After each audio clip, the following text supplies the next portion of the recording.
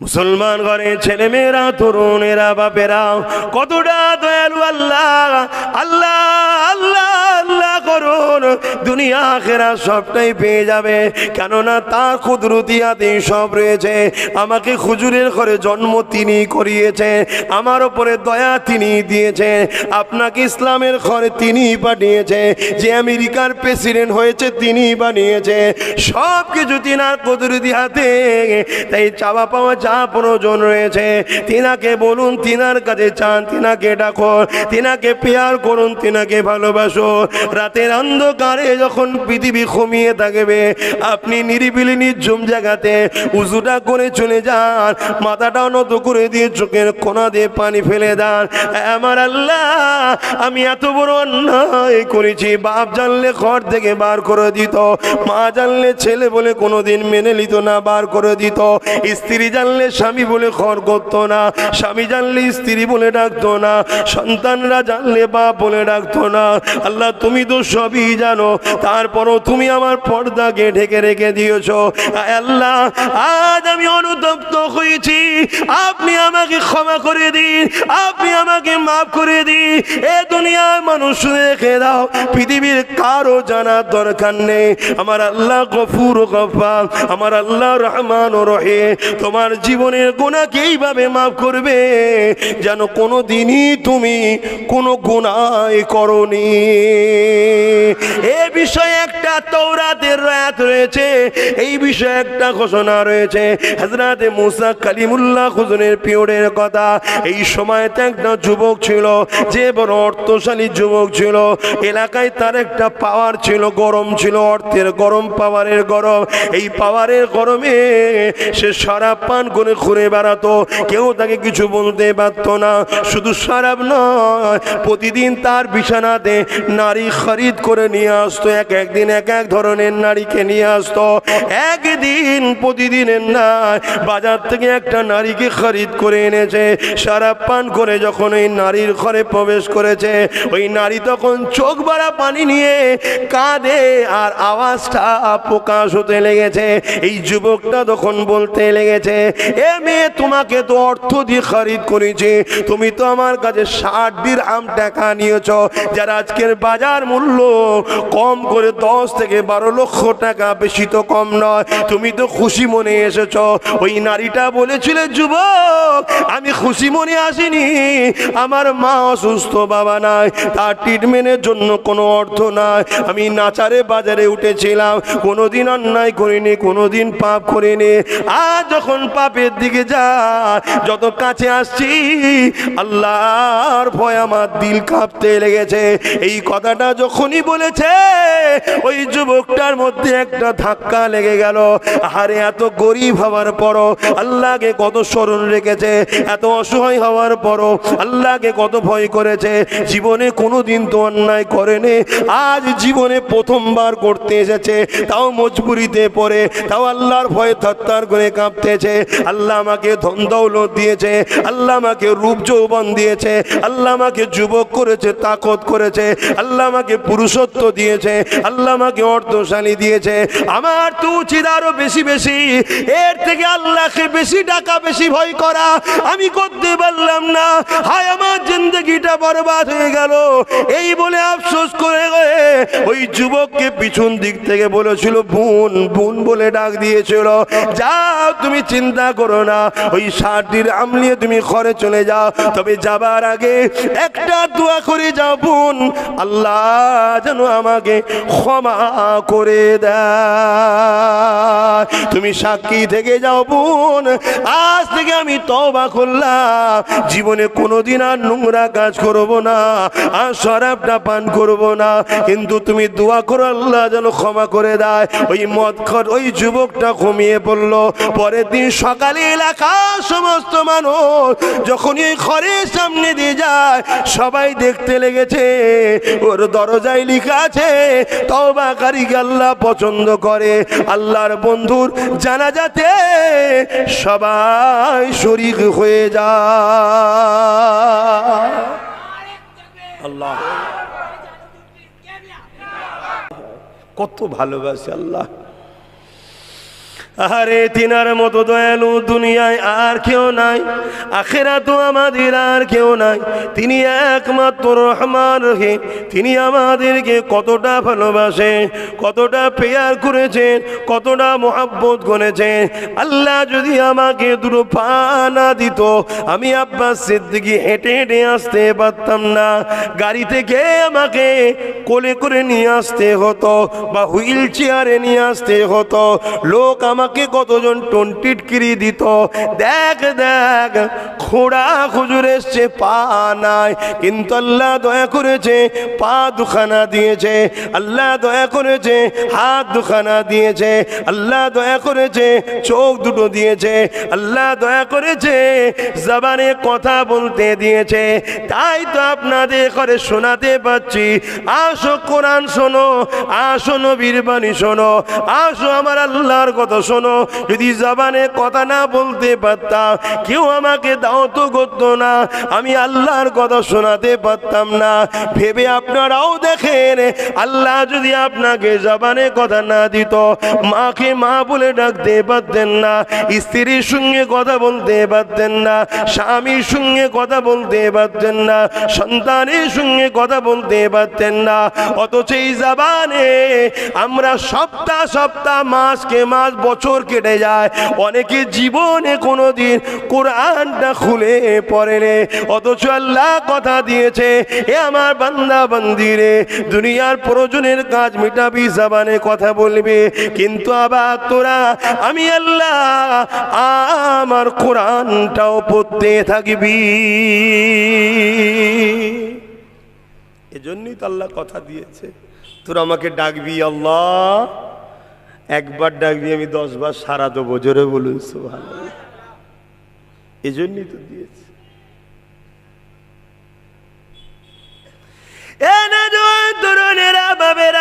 আল্লাহ বাকি জন্য জবান দিয়েছে, আল্লাহ জানিয়ে দিল তোরা আমার জন্য দাঁড়িয়ে যাবি, আমি আল্লাহ তোদেরকে দুটো পা দিয়ে দিলাম। এই পায়ে তোরা দাঁড়িয়ে দাঁড়িয়ে কিয়াম করবে, আমার নামাজের কিয়ামে দাঁড়িয়ে যাবে। এই জবান দিয়ে তোরা সূরা ফাতিহা পড়বে, এই জবানে তোরা কোরআন পড়তে থাকবে। এই জবানে আমি আল্লাহ তোদেরকে সৃষ্টি করেছি, তোরা আমাকে রুকু দেবে, ওই রুকুতে তোরা গিয়ে বলবি সুবহান রাব্বিল আযীম। আবার কিয়ামে দাঁড়িয়ে যাবে, আবার সিজদায় পড়ে গিয়ে বলবি সুবহান রাব্বিল আলা। ওরে আমার বান্দা বান্দি রে, তোরা যখন সিজদায় পড়ে গিয়ে সুবহান রাব্বিল আলা বলে তাসবিহ পড়বি, আমি আল্লাহ আমার ফেরেশতাদের ডেকে ডেকে ডেকে ডেকে দেখায়, ওরে আমার ফেরেশতা তোরা বলেছিলি বান্দা তৈরি করবে না, বান্দি তৈরি করবে না, দেখ ওরা কি করছে, কি বলছে, তোরা শুনে আয়। ওই সময় ফেরেশতারা বলতে লাগে, ও রাব্বি আল্লাহ, ওরা আপনার তাসবিহ প্রশংসা করছে, সুবহান রাব্বিল আলা বলতে লেগেছে। অর্থাৎ আল্লাহ আপনি বড়ই পবিত্র। আমার আল্লাহ জানিয়ে দেয়, ওরে আমার ফেরেশতারে গুনার পূজাকে মাথায় করে নিয়ে মাথায় হাত করে সুবহান রাব্বিল আলা বলতে লেগেছে। আমি আল্লাহ আমার পবিত্রতা বর্ণনা করতে লেগেছে। ওরে আমার ফেরেশতা তোরা সাক্ষী দেখে যা, আমি আল্লাহ ওদের জীবনের গুনাহ মাফ করে ওদেরকে বেগুনাহ করে পবিত্র বানিয়ে দিলাম। আল্লাহ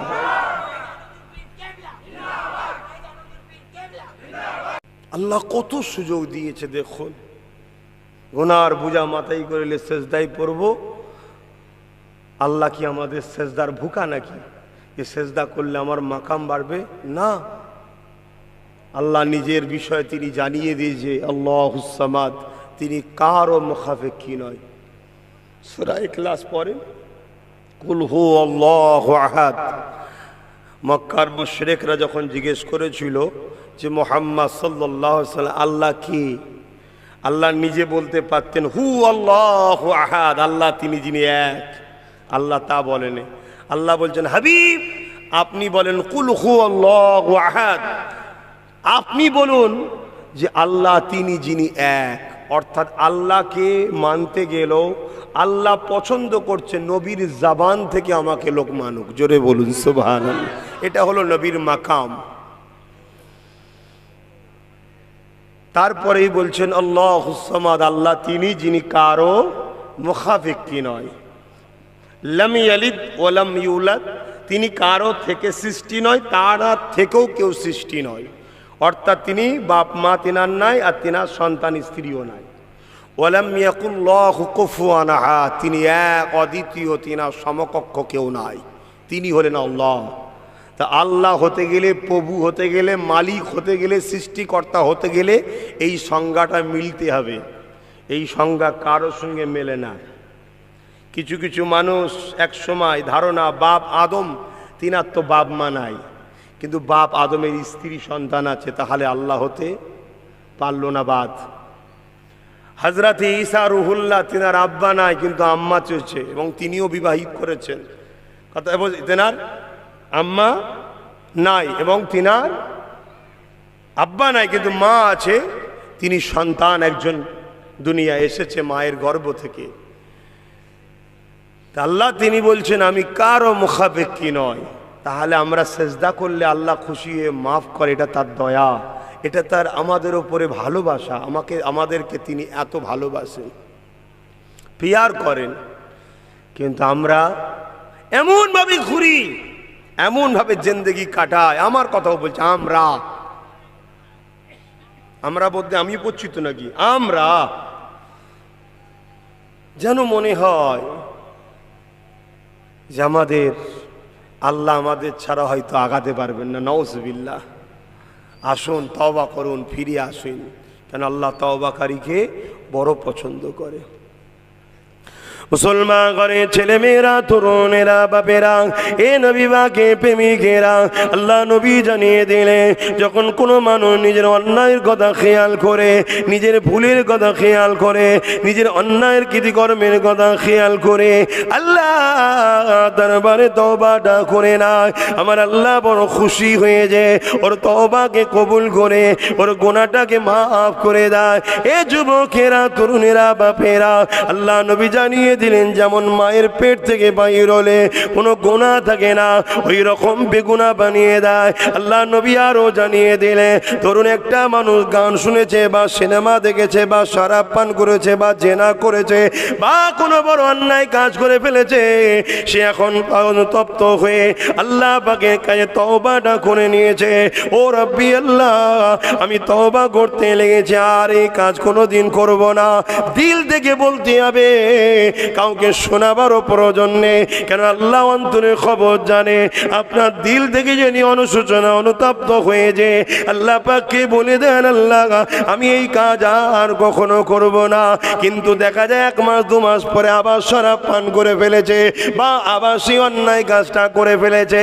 আল্লাহ নবী জানিয়ে দিলে আমার সাহাবারা, আমার উম্মতিদের জানিয়ে দেবে, তারা যেন নিরাশ না হয়ে যায়। কেন আমার আল্লাহ বলে দিয়েছেন লা তাখনাতু মির রাহমাতিল্লাহ, আমার রহমত নিরাশ যেন না হয়ে যায়, আমি বড় দয়ালু, বড় মেহেরবান। ওরে আমার বান্দা বান্দি রে, আবার তুই তওবা কর, আবার আল্লাহ মাফ করে দেবে।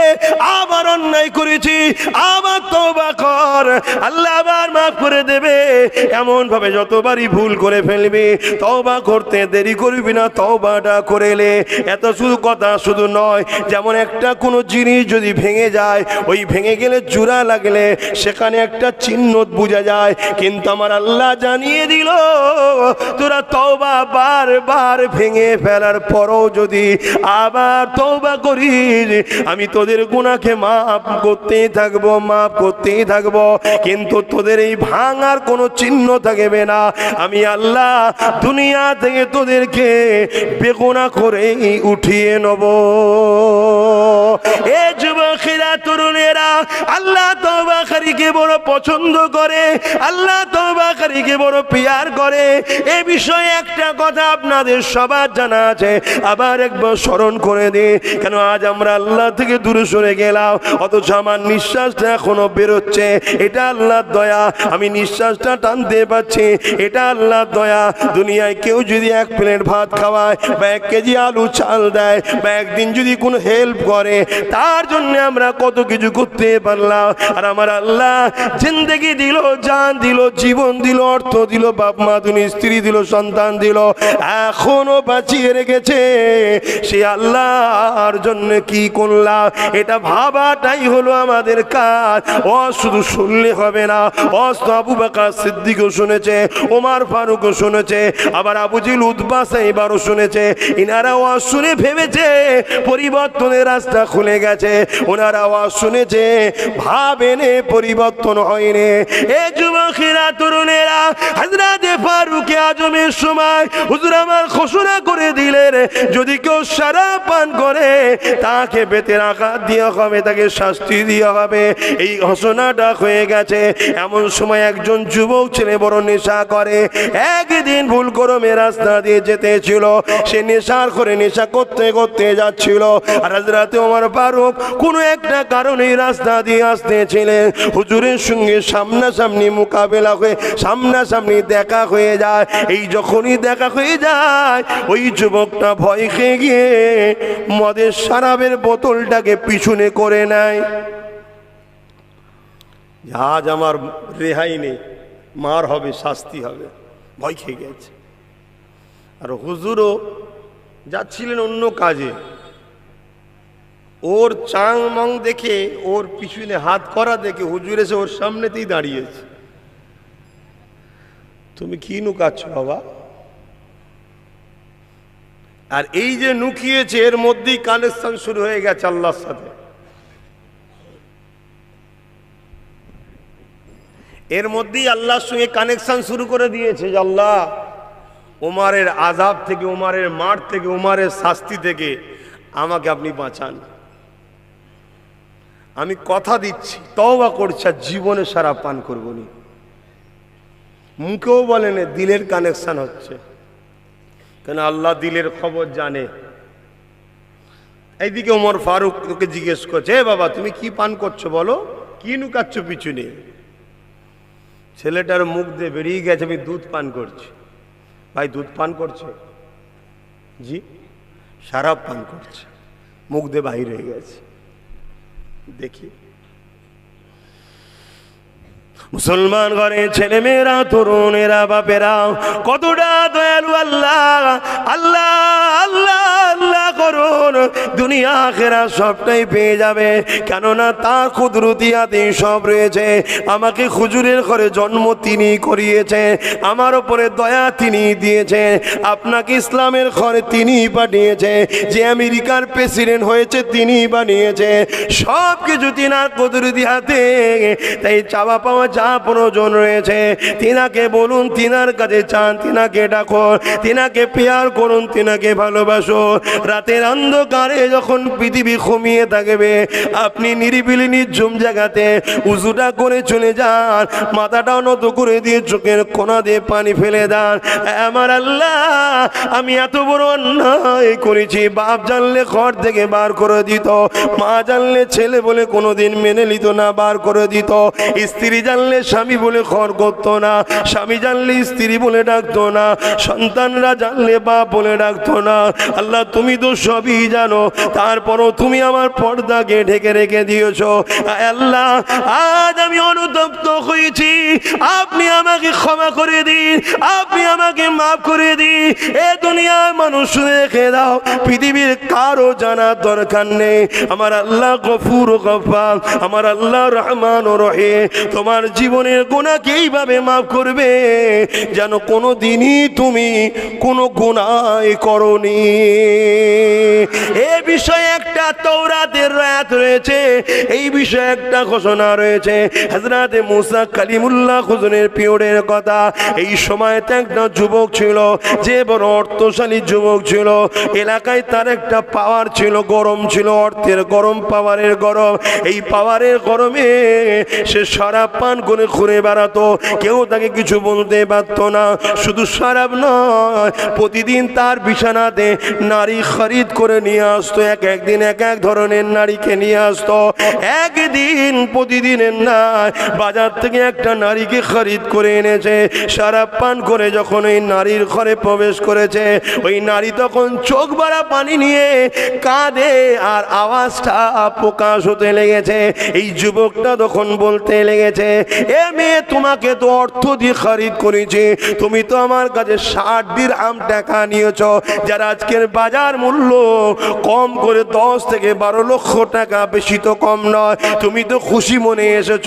ওই নারীটা বলেছিল, যুবক, আমি খুশি মনে আসিনি, আমার মা অসুস্থ, বাবা নাই, তার ট্রিটমেন্টের জন্য কোনো অর্থ নাই। আমি নাচারে বাজারে উঠেছিলাম, কোনোদিন অন্যায় করিনি, কোনোদিন পাপ করিনি। আজ যখন পাপের দিকে যায়, যত কাছে আসছি, আল্লাহর ভয় আমার দিল কাঁপতে লেগেছে। এই কথাটা যখনই বলেছে, ওই যুবকটার মধ্যে একটা ধাক্কা লেগে গেল।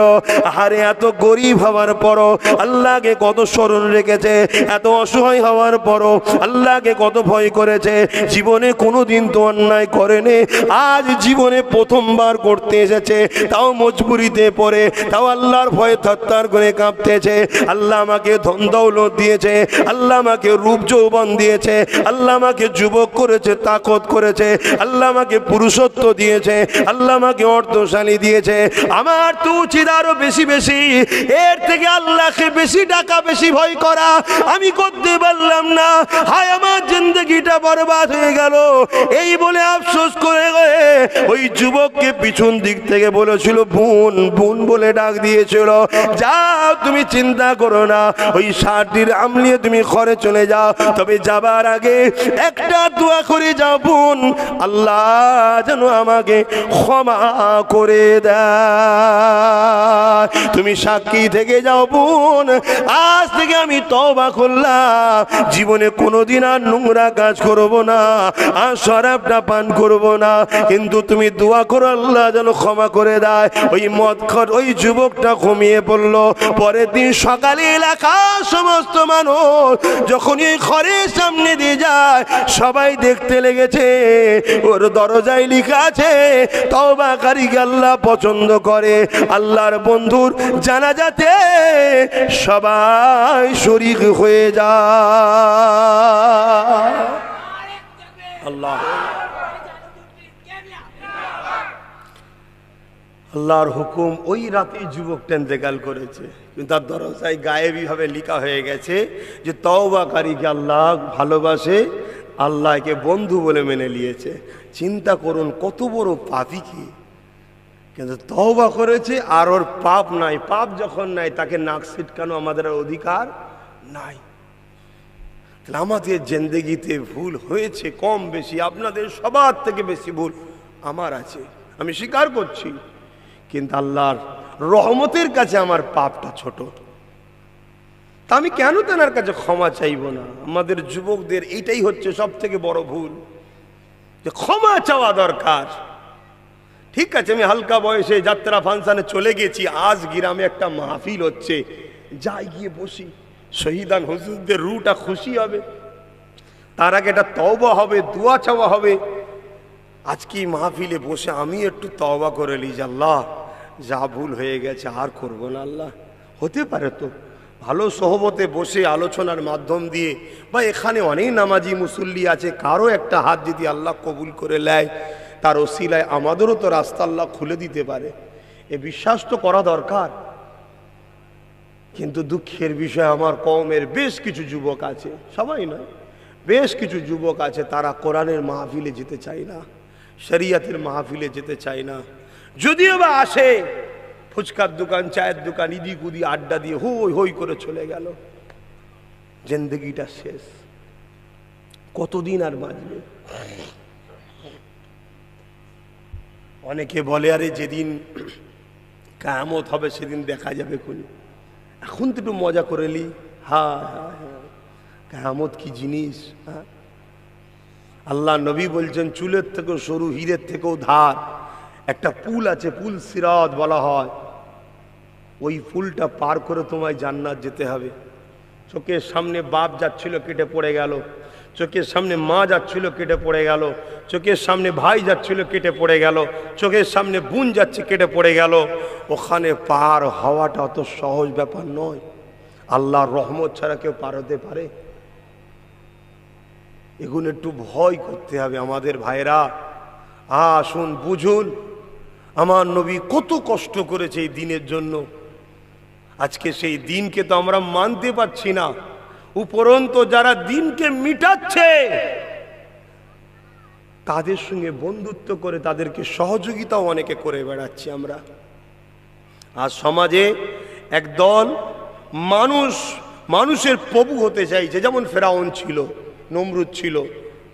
তারা আমার রসুলের দিনকে মিটাচ্ছে, বিভিন্ন অ্যাঙ্গেলে মিটাচ্ছে। যেমন আমার রসুল শরাবকে হারাম করেছে। আজকে সমাজে দেখুন শরাব বাড়ি বাড়ি বাড়ি বাড়ি ভরে যাচ্ছে, গ্রামে গঞ্জে পাড়াতে মহল্লাতে। আরে অমুসলিম পাড়ার কথা আমি বলছি না, মুসলিম পাড়ায় শরাবের দোকান হয় কি করে, মুসলিম পাড়ায় জুয়ার আড্ডা হয় কি করে, মুসলিম পাড়ায় লটারি খেলা হয় কি করে? এগুলো তো ইসলামে হারাম। আমার পাড়ায় 5 ওয়াক্ত আজান হয়, নামাজ পড়ি আমরা, কোরআন তেলাওয়াত, আমার পাড়ায় হারামটা ঢুকলো কি করে? খেয়াল করে দেখুন, আছে না নাই? মুসলিম পাড়াতে মেলা হচ্ছে, মুসলিম পাড়ায় নাচ হচ্ছে, মুসলিম পাড়াতে দিন রাত বক্সে ওপেন গান হচ্ছে। কেন এটা আমার পাড়ায় হবে কেন? এ তো আমার ইসলামে হারাম। এগুলো তো রসুল বন্ধ করেছে। বন্ধ করতে গিয়ে রসুলের দান্দা মোবারক শহীদ হয়েছে। তাইফের জমিনে রসুল এত রক্ত ঝরেছে, রসুলের জুতা মোবারকখানা রক্তে ভিজে গেছে। এত কষ্ট করেছে রসুল।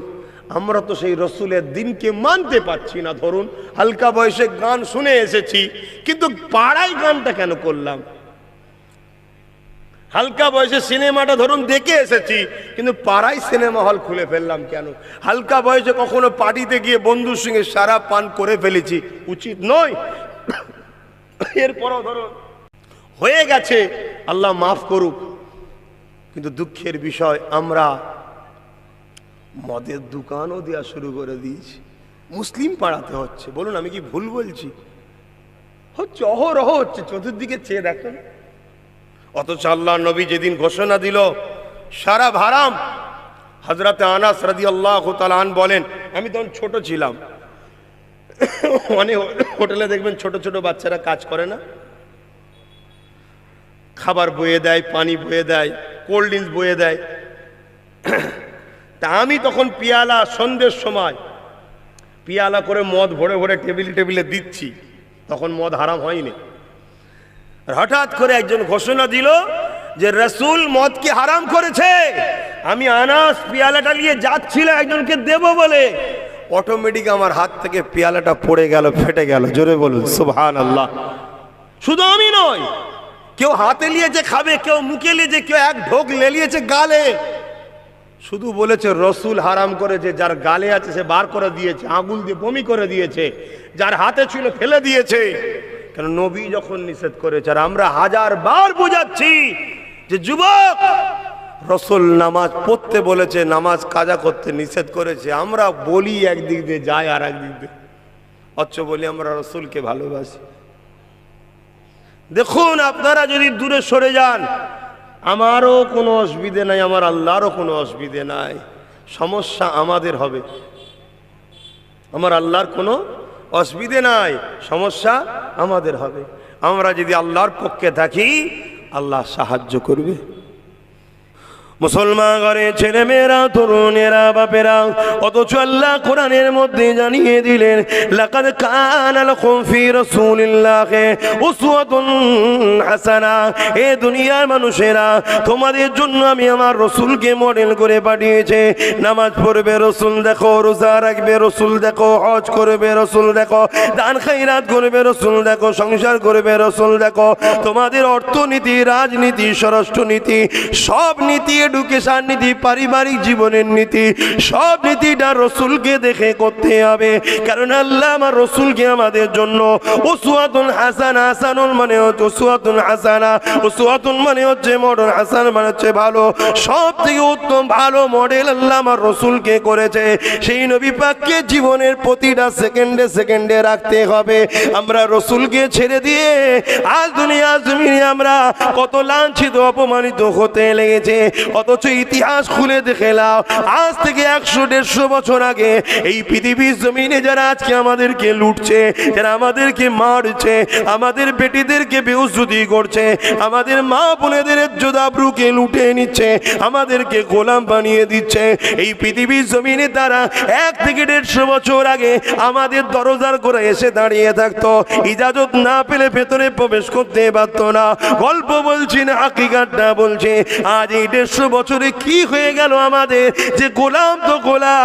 আজ আমাদের দুনিয়ায় এত পরিস্থিতি, মাফ করবেন কথা খারাপ লাগলে হাকিকাতটা বলে যায়, কুকুরের দাম আছে তো আমাদের দাম আজকে সমাজে না।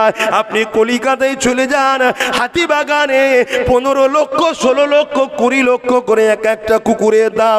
আর মুসলমান যখন বিয়ে করছে 1 লাখ 1.5 লাখ 2 লাখ টাকায় বিক্রি হচ্ছে। বলুন হচ্ছে নয় না? কত নিচুই নেমে গেছি বলুন, শুধু রসুল ছেড়ে দেওয়ার জন্য। যদি ইজ্জত ফিরে পেতে চান, নিজের জায়গা ফিরে পেতে চান, কোন রকম কৌশল চলবে না, একটাই রাস্তা খোলা আছে, উসওয়াতুন হাসানা, ভালো মডেল রসুল, রসুলকে মেনে নেন। আল্লাহ কোরআনে বলেছে যা আদেশ করেছে মানো, মা আতাকুমুর রাসূল ফাখুযুহু ওয়া মা নাহাকুম আনহু ফান্তাহু, যা নিষেধ করেছে ছাড়ো। আপনাদের অসুবিধা হচ্ছে না তো?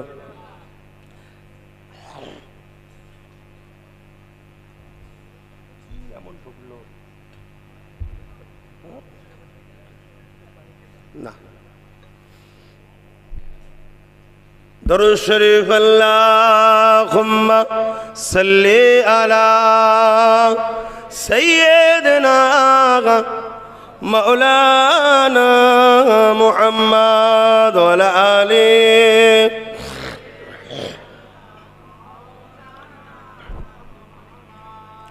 शोर ज़िक्र दुनिया के चल मदीने चलते हैं,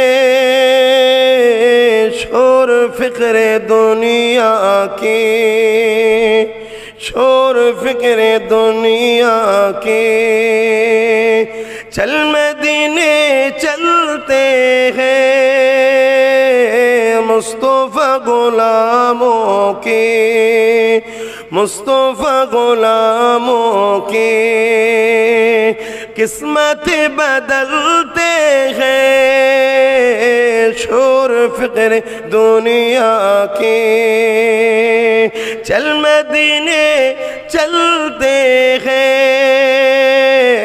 मुस्तफ़ा गुलामों के, मुस्तफ़ा गुलामों के किस्मत बदलते हैं, छोड़ फिक्र दुनिया के, रहमतों के चादर के सर पे साए चलते हैं, रहमतों की चादर पे सर पे साए चलते हैं, मुस्तफ़ा के दीवाने घर से जब निकलते हैं, छोड़ फिक्र दुनिया के। अल्लाहुम्मा सल्ले अला सय्यदना मौलाना मुहम्मद व अला आलिहि।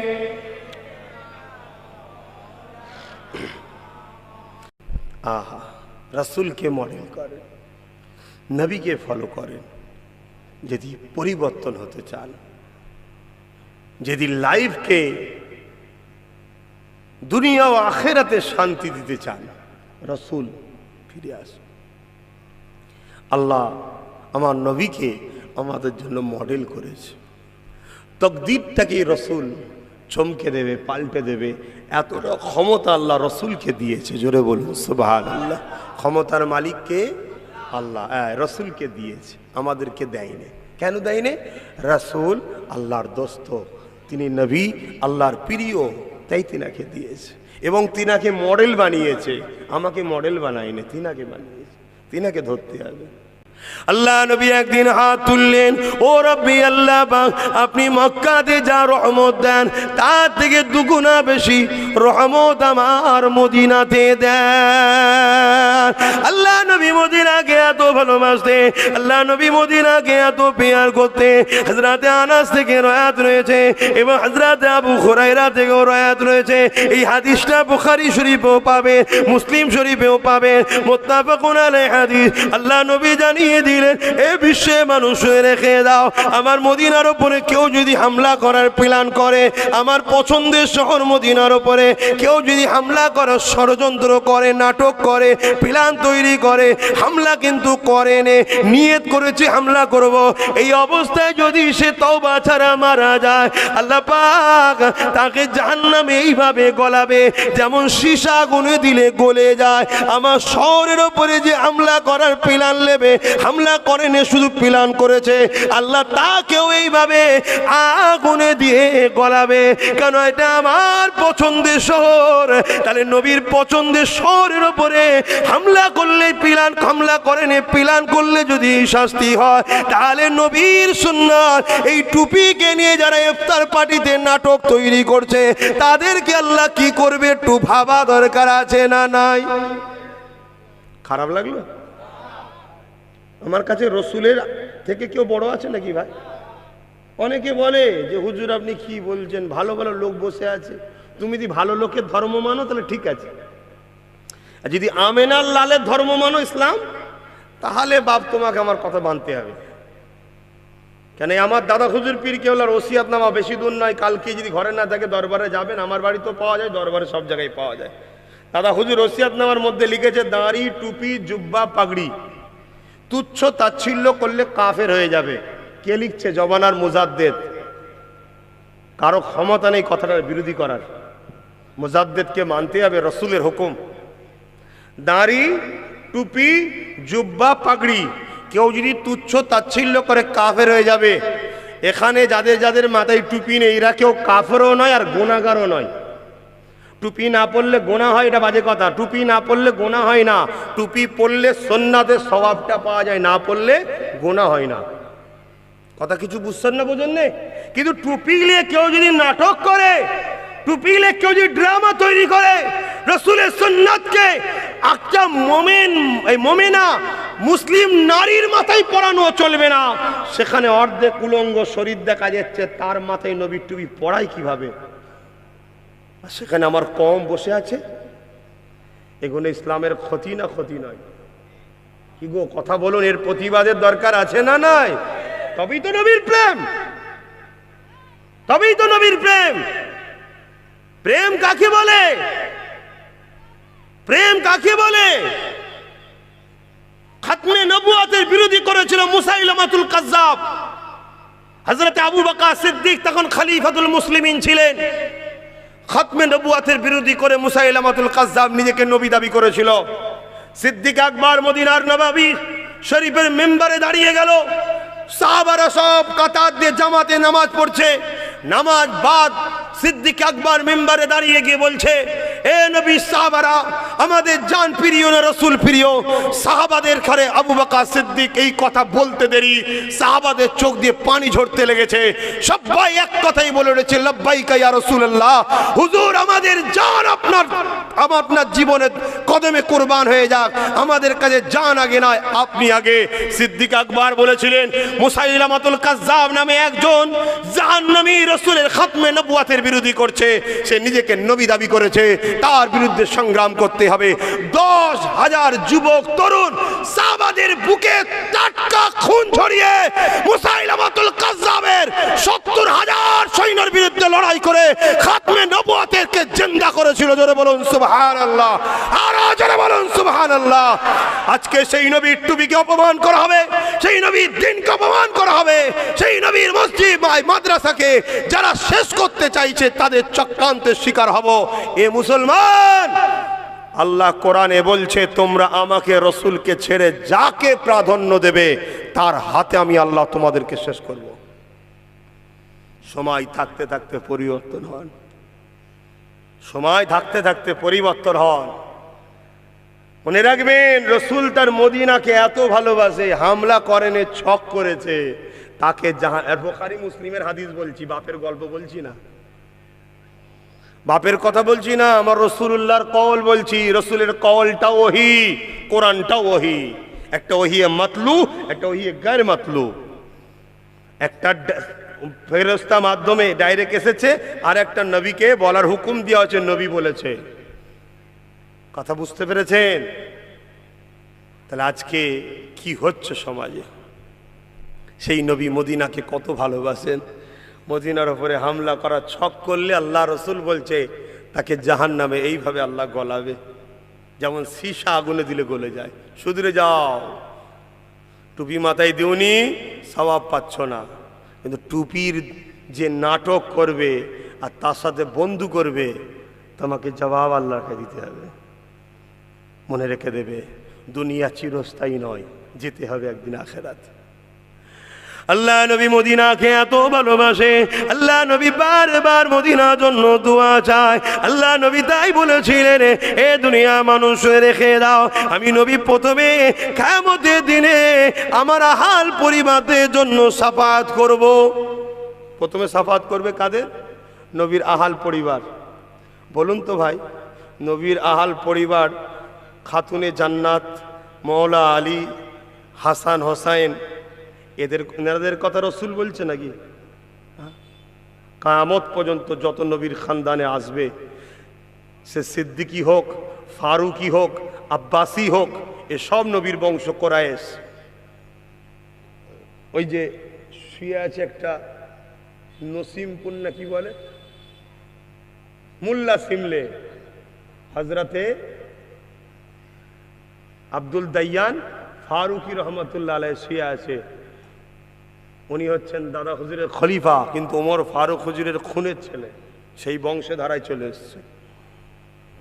তা যত আছে সিদ্দিকী, ফারুকি, আব্বাসী, ইনারা সব কোরাইশ, ইনারা সব নবীর বংশের। কিয়ামত পর্যন্ত আল্লাহ রসুল বলছে কিয়ামতের দিনে সর্বপ্রথম আমি শাফাআত করব আমার পরিবারদের।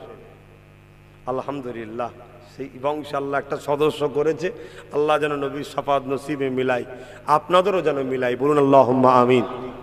দ্বিতীয় নবী বলছেন আমার পছন্দের শহর মদিনাবাসীদের সুপারিশ করব, জোরে বলুন সুবহানাল্লাহ। তৃতীয় বলছে মক্কাবাসী, তারপরে পৃথিবীর যে কোনো ইমানদার উম্মত সবাইকে নবী জান্নাতে নিয়ে যাবে, জোরে বলুন সুবহানাল্লাহ। একটা কেউ জাহান্নামে যাবে না, যার মধ্যে জাররা সরষের দানার থেকেও ছোট যদি ইমান থাকে, একটা কেউ থাকবে না, সব জান্নাত যাবে নবীর ওসিলায়, জোরে বলুন সুবহানাল্লাহ। মানেন তো নাকি কোনো? হ্যাঁ, ইমান ঠিক রাখেন ভাই। আর এই মাকামটা নবীকে কে দিচ্ছে? বলুন বলুন বলুন, আল্লাহ। তাহলে সব কিছুর মালিক কে? আল্লাহ। আল্লাহ পাক কোরআনের মধ্যেই বলছে তো, ওয়ালা সাওফা ইউতিকা রাব্বুকা ফাতারদা, আছে না কোরআন শরীফে? এই ফাতারদার তাফসীর দেখুন। আল্লাহ কিয়ামতের দিন নবীকে এত খুশি করবেন, যতক্ষণ নবী না খুশি হবে ততক্ষণ নবীর উম্মতদের ঘরে আল্লাহ জান্নাতি বানাতেই থাকবে, জোরে বলুন সুবহানাল্লাহ। সেই নবীকে ছাড়বেন না। আল্লাহ নবী দিনার শহর মদিনাকে কতটা ভালোবাসে আল্লাহ নবী নূহ নবী দয়া নবী জানিয়ে দিলে, এ বিশ্বে মানুষেরা মক্কা জমিনে তোমরা যাবে, এক রেকাত নামাজ পড়বে, 1 লক্ষ রেকাত নামাজের সওয়াবটা পাবে। আমার শহর মদিনাতে আসবে, 1 রেকাত নামাজ পড়বে, 50,000 রেকাত নামাজের সওয়াব পাবে। ইয়া রাসূলুল্লাহ হাবিবাল্লাহ, তাহলে তো মক্কাতে সওয়াবটা বেশি, কেননা মক্কায় 1 রেকাত পড়লে 1 লক্ষ রেকাত নামাজের সওয়াব হবে। মদিনাতে 1 রেকাত পড়লে 50,000 রেকাতের সওয়াবটা হবে। ইয়া রাসূলুল্লাহ, এখানে তো মক্কা সওয়াবটা বেশি। আল্লাহ নবী বলেছিলেন সাহাবারে, মক্কায় আমলের হিফাজত আছে, মক্কায় আমলের বাড়াই আছে, মক্কায় আমলের সম্মান বেশি, মক্কায় আমলের দরজা বেশি। কিন্তু শুনে রেখে দাও, তোমাদের নবীকে আল্লাহ পাক ঈমান বানিয়েছে। অর্থাৎ মক্কাতে আমলের হিফাজত হয় আর মদিনাওয়ালার কাছে ঈমানের হিফাজত হয়। ঈমান ছাড়া নামাজ বেকার হয়ে যাবে, ঈমান ছাড়া রোজা বেকার হয়ে যাবে, ঈমান ছাড়া হজ বেকার হয়ে যাবে, ঈমান ছাড়া দাড়ি টুপি বেকার হয়ে যাবে, ঈমান ছাড়া দান খায়রাত বেকার হয়ে যাবে। ইয়া রাসূলুল্লাহ, ঈমান কি? ঈমান কি? আল্লাহ নবী জানিয়ে দিলেন, লা ইয়ামিনু আহাদুকুম হাত্তা কুনা হাব্বা ইলাইহি মিন ওয়ালিদিহি ওয়া ওয়ালাদিহি ওয়ান নাসি আজমাইন। অপর হাদিস শরীফে, সালাসুন মান কুন্না ফীহি ওয়াজাদা বিহিন্না হালাওয়াতাল ঈমান মান কানা আল্লাহু ওয়া রাসূলুহু আহাব্বা ইলাইহি মিম্মা সিওয়াহুমা। এ বিশ্বে মানুষ নবী পাক জানিয়ে দিলে, সব কিছু থেকে, টাকা পয়সা থেকে, জমি জায়গা থেকে, ঘর বাড়ির থেকে, পদের থেকে, লিডারশিপের থেকে, বাপ মা থেকে, সন্তানের থেকে, এমনকি নিজের জানের থেকেও বেশি আল্লাহ ও নবীকে যে বেশি ভালোবাসে সেই হলো ঈমানদার। এই কথাটা যখনই নবী বলেছে, হযরত ওমর ফারুক দাঁড়িয়ে পড়েছে। ইয়া রাসূলুল্লাহ, ইয়া হাবিবাল্লাহ, বিয়াদবি নেবেন না, আমি দুনিয়া থেকে আপনাকে বেশি ভালোবাসি, বাপ মা সন্তান ছেলেপুলের থেকে আপনাকে বেশি ভালোবাসি, কাজ কারবার ধন দৌলতের থেকে বেশি ভালোবাসি, তবে ইয়া রাসূলুল্লাহ আমার জানের থেকে বেশি নয়। উমর বলছে, উমর বলছে, আল্লাহ নবী বলল, উমর ঈমান হবে না। তাহলে হযরত উমর বসে পড়লেন, মাথাটা হ্যাট করে নিলেন, আবার দাঁড়িয়ে গেলেন। ইয়া রাসূলুল্লাহ, হাবিবাল্লাহ, আমি উমর সাক্ষী দিলাম, আমি আমার জানের থেকে আপনাকে বেশি ভালোবাসি। আল্লাহ নবী বলেছিলেন, উমর রে, ঈমান কামিল মাকাম।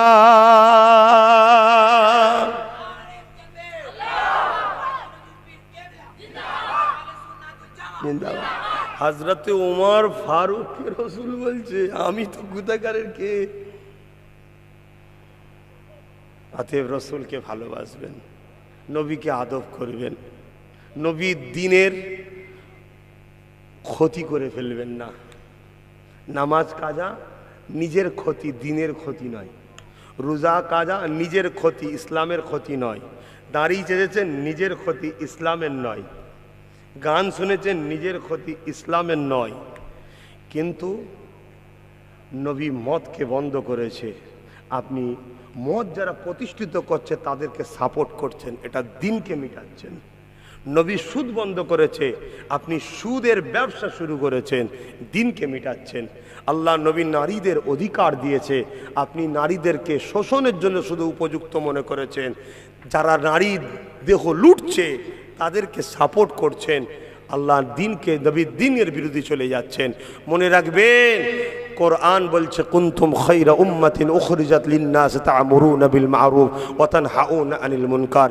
আল্লাহ জানাচ্ছে উম্মতে মুহাম্মাদি, দ্বীন ইসলাম চলছে দুটো পার্টির ওপর দিয়ে।